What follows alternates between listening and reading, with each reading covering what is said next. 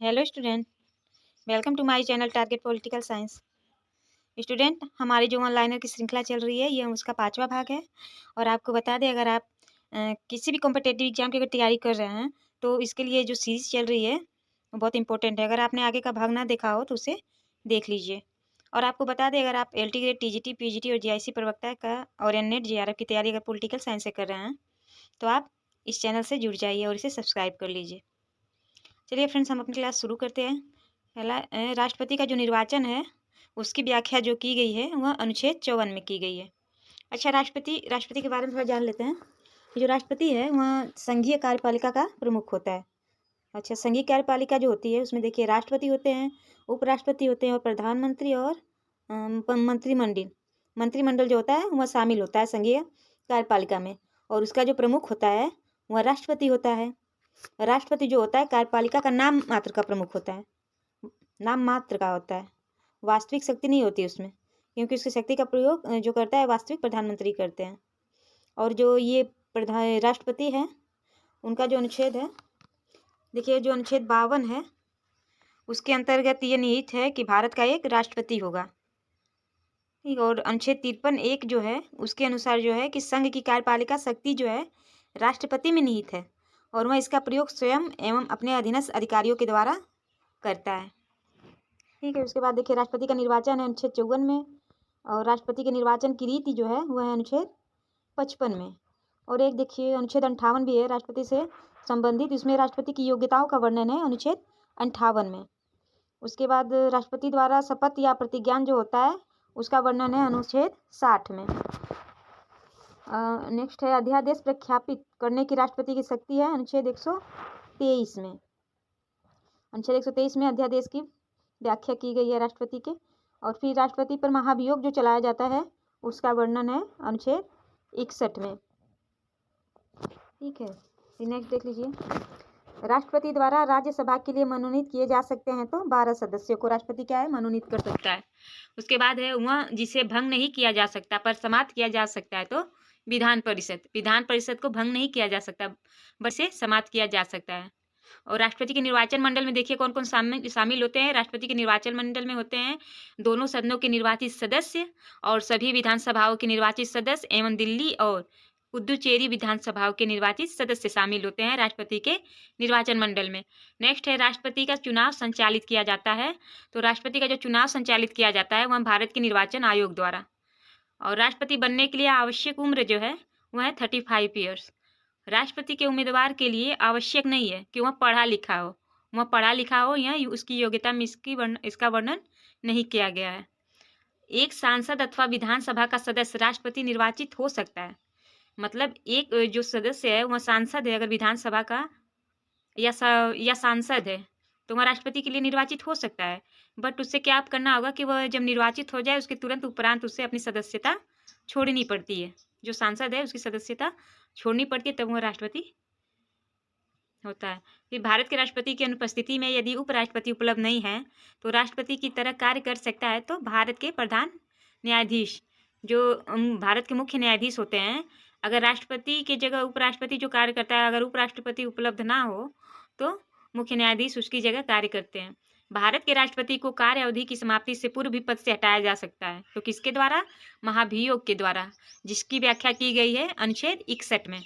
भारत के राष्ट्रपति पर महाभियोग चलाने के लिए सूचना देना आवश्यक है। कितने दिन पहले? तो 14 दिन पहले। राष्ट्रपति का रिक्त स्थान भर लिया जाना चाहिए। कितने दिन के अंदर? 6 माह के अंदर। वित्त आयोग के अध्यक्ष और संघ राज्य क्षेत्र के मुख्यमंत्री की नियुक्ति की जाती है किसके द्वारा? तो भारत के राष्ट्रपति द्वारा। नेक्स्ट है संघ की कार्यपालिका शक्तियां जो हैं वह राष्ट्रपति में निहित होती है। इसकी व्याख्या कौन करता है? तो अनुच्छेद 53। संघ की कार्यपालिका शक्ति निहित है राष्ट्रपति में। व्याख्या कौन करता है? तो अनुच्छेद 53। भारतीय गणतंत्र का प्रमुख है भारत का राष्ट्रपति। लोकसभा भंग हो तो आकस्मिक निधि से जो धनराशि निकाली जाएगी तो उसका आदेश कौन देगा? तो राष्ट्रपति देगा। मतलब राष्ट्रपति के आदेश पे ही आकस्मिक निधि से धनराशि निकाली जा सकती है अगर लोकसभा भंग हो जाए तो। लोकसभा और राज्यसभा की संयुक्त बैठक आहूत की जाती है तो राष्ट्रपति द्वारा। लोकसभा और राज्यसभा की जो संयुक्त बैठक होती है उसकी आहूत जो करता है वह राष्ट्रपति करता है और उसकी अध्यक्षता जो करता है वह लोकसभा का अध्यक्ष करता है। ये देख लीजिएगा। ये भारतीय संविधान के अंतर्गत राष्ट्रपति को अधिकार है कि वह किसी बिल पर अपनी अनुमति रोक ले। किसके तहत? तो अनुच्छेद 111 के तहत राष्ट्रपति को अधिकार है कि वह किसी बिल पर अपनी अनुमति रोक ले।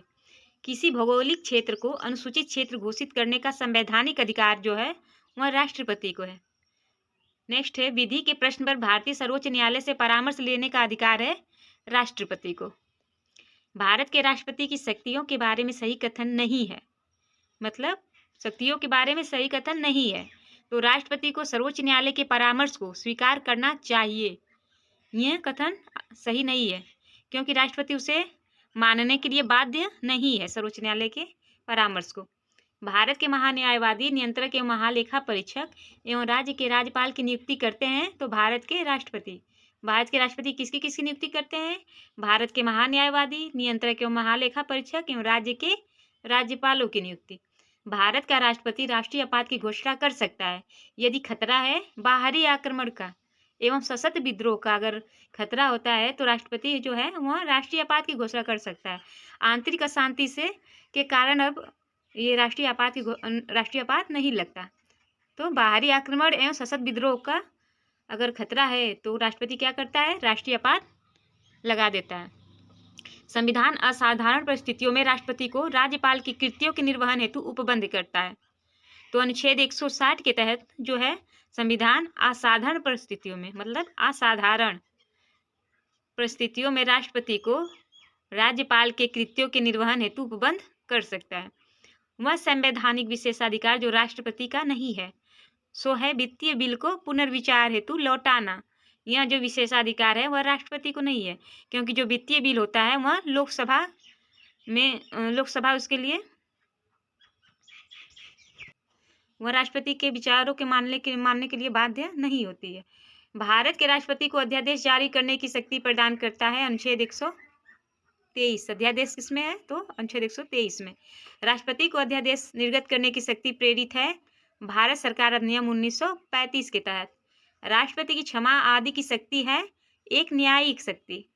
बिल्कुल प्रारंभ से भारत के राष्ट्रपति के पद पर आसीन व्यक्तियों का एक सही क्रम है, तो डॉक्टर राजेंद्र प्रसाद, फिर एस राधाकृष्णन, डॉक्टर जाकिर हुसैन, फिर बीवी गिरी, ये चारों का क्रम है। पहले डॉक्टर राजेंद्र प्रसाद हुए थे, फिर राधाकृष्णन, फिर डॉक्टर जाकिर हुसैन, बीवी गिरी।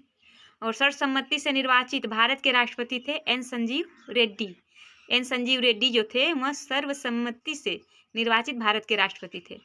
राष्ट्रपति का आपातकालीन अधिकार संविधान के साथ धोखा है। राष्ट्रपति का जो आपातकालीन अधिकार है वह संविधान के साथ धोखा है। यह कथन था हृदयनाथ कुंजरू का। भारत के राष्ट्रपति से संबंधित सही कथन नहीं है कि वह दोनों सदनों की चर्चा में भाग लेता है। नेक्स्ट है, वह राष्ट्र का प्रतिनिधित्व करता है परंतु राष्ट्र का नेतृत्व नहीं करता। यह उक्ति लागू होती है राष्ट्रपति पर। भारत के मुख्य न्यायाधीश जो हैं जिन्होंने राष्ट्रपति के रूप में भी काम किया है, भारत के मुख्य न्यायाधीश, ऐसे मुख्य न्यायाधीश जो राष्ट्रपति भी रह चुके हैं तो वह थे जस्टिस एम हिदायतुल्लाह। राष्ट्रपति होने से पूर्व भारत के राष्ट्रपति पद पर आसीन नहीं रहे, तो नीलम संजीव रेड्डी जो हैं वह उपराष्ट्रपति नहीं रहे। भारत के वह राष्ट्रपति जिन्होंने लगातार 2 कार्य अवधि पूर्ण किया था तो वो थे मात्र एक, डॉक्टर राजेंद्र प्रसाद। भारत का राष्ट्रपति नियुक्ति नहीं करता है, किसकी? तो उपराष्ट्रपति की नियुक्ति भारत का राष्ट्रपति नहीं करता है।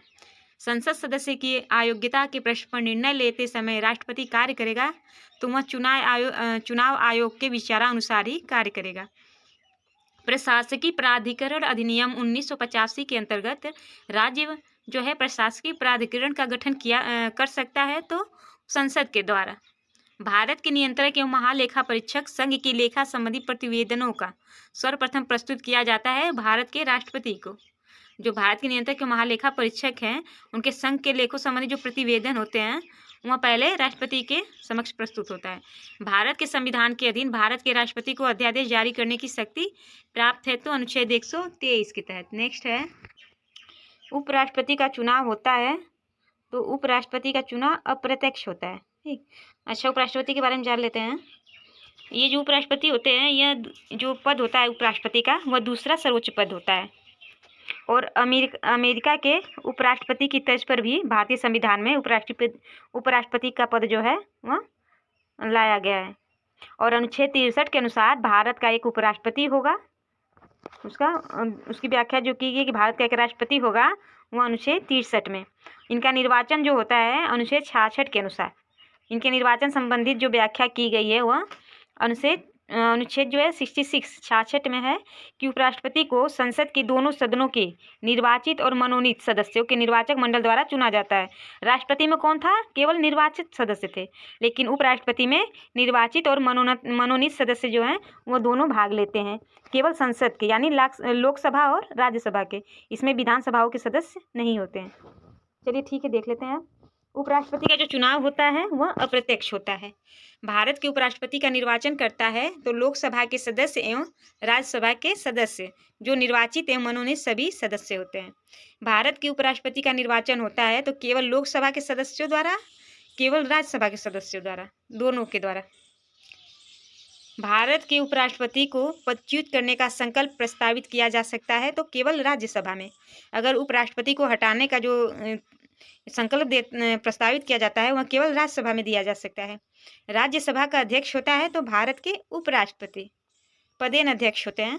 भारत के द्वितीय उच्चतम प्रतिष्ठित पदधारी, उनके पास अपने पद से जुड़ा कोई औपचारिक कार्य नहीं है। राष्ट्रपति की अनुपस्थिति में उसके कार्य करता है एवं राष्ट्रपति के रूप में कार्य करता है। यदि राष्ट्रपति त्याग पत्र दे देता है तो पदच्युत किया जाता है तो उसके मृत्यु हो जाती है। या तो वह त्याग पत्र दे दे या तो पद से हट जाए या उसकी मृत्यु हो जाए तो भारत का उपराष्ट्रपति उसकी जगह कार्य करता है जब तक नए निर्वाचित नहीं हो जाते। नेक्स्ट है, लोकसभा और राज्यसभा की संयुक्त बैठक हो सकती है तो साधारण विधेयक गतिरोध दूर करने हेतु, समान विधेयक के गतिरोध दूर करने हेतु जो होती है संयुक्त बैठक होती है। विधायी कार्य करने के लिए भारत के संसद के संयुक्त अधिवेशन की अध्यक्षता करते हैं लोकसभा के अध्यक्ष। नेक्स्ट है, धन विधेयक भारत के संविधान के किस अनुच्छेद में परिभाषित है? तो अनुच्छेद 110 में। शक्तियां जो केवल लोकसभा के पास है तो धन विधेयक का पूरा स्थापन वह केवल लोकसभा के पास है। और नेक्स्ट है, जो मंत्रिपरिषद है उसके विरुद्ध जो अविश्वास प्रस्ताव पारित किया जाता है तो वह केवल लोकसभा में पारित किया जाता है। संविधान के अंतर्गत प्रधानमंत्री उत्तरदायी है तो लोकसभा के प्रति ये प्रधानमंत्री उत्तरदायी होता है। राष्ट्रपति लोकसभा में आंग्ल भारतीय समुदाय के सदस्यों को मनोनीत कर सकते हैं 2 से अनधिक, मतलब 2 तक, 2 से ऊपर नहीं करेंगे। भारतीय संविधान का वह अनुच्छेद जो लोकसभा एवं विधानसभा के प्रतिनिधियों को निर्वाचित करने अर्थात वयस्क मताधिकार का अधिकार प्रदान करता है तो अनुच्छेद 326। अनुच्छेद 326 जो है वह लोकसभा एवं विधानसभा के प्रतिनिधियों को निर्वाचित करने अर्थात वयस्क मताधिकार का अधिकार प्रदान करता है। नेक्स्ट है, लोकसभा में केंद्र शासित क्षेत्रों का सर्वाधिक प्रतिनिधित्व हो सकता है तो 20 संख्या हो सकती है केवल।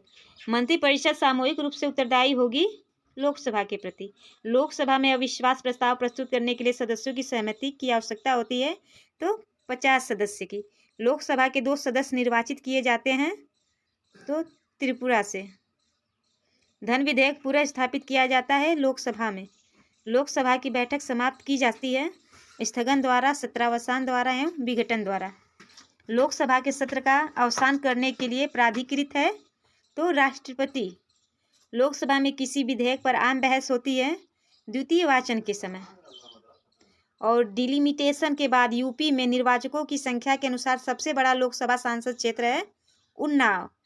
2009 में लोकसभा चुनाव में निर्वाचकों की संख्या मिलियन में है तो 71 जगहों पे।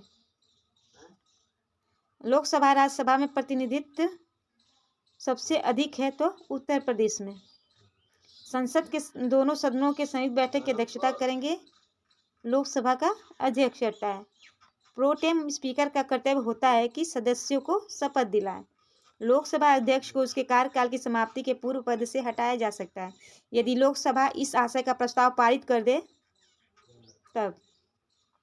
कोई विधेयक धन विधेयक है या नहीं इसका निर्णय करता है लोकसभा अध्यक्ष। यह क्वेश्चन बहुत ज़्यादा रिपीट होता है। कोई विधेयक जो है धन विधेयक है नहीं इसका निर्णय करता है लोकसभा अध्यक्ष। लोकसभा का सचिवालय सीधे नियंत्रित होता है लोकसभा के अध्यक्ष द्वारा। लोकसभा अध्यक्ष अपने कास्टिंग वोट का प्रयोग करता है वोट बराबर होने के लिए। लोकसभा का स्पीकर अपना त्यागपत्र देता है लोकसभा के डिप्टी स्पीकर को, यानी उपाध्यक्ष को। लोकसभा में पूरा स्थापित किया जाता है धन विधेयक। प्रथम जनजातीय लोकसभा अध्यक्ष थे पीए संगमा। प्रथम स्पीकर जिसके खिलाफ लोकसभा में अविश्वास प्रस्ताव लाया गया था तो वो थे जीवी मावलंकर। लोकसभा के प्रथम महिला अध्यक्ष थी मीरा कुमार। एक लोकसभा और राज्यसभा की गणपूर्ति करता है कुल सदस्य की संख्या का 1/10वां भाग। अनुसूचित जाति के लिए आरक्षण नहीं है तो अरुणाचल प्रदेश में, जम्मू कश्मीर एवं मेघालय में। लोकसभा के 2 सत्रों के अंतराल को कहते हैं सत्रावसान। लोकसभा की सामान्य अवधि 5 वर्ष होती है प्रथम बैठक के लिए नियत तिथि से। सत्रावसान से तात्पर्य है लोकसभा के सत्र के समाप्ति का समय। संसद के दोनों सदनों की संयुक्त बैठक का पीठासीन होगा लोकसभा का अध्यक्ष। भारतीय संसद की लोक लेखा समिति के चेयरमैन को मनोनीत करता है लोकसभा अध्यक्ष। लोकसभा एवं राज्यसभा में गणपूर्ति संख्या है कुल सदस्य संख्या का 1/10वां भाग। लोकसभा और राज्यसभा की संयुक्त बैठक आहूत की जाती है राष्ट्रपति द्वारा। लोकसभा अध्यक्ष के सीधे पर्यवेक्षक के अंतर्गत आता है तो लोकसभा सचिवालय। सदन के एक सदस्य से स्पीकर बोलने को मना करते हुए दूसरे सदस्य को बोलने को कह सकता है, इसे कहा जाता है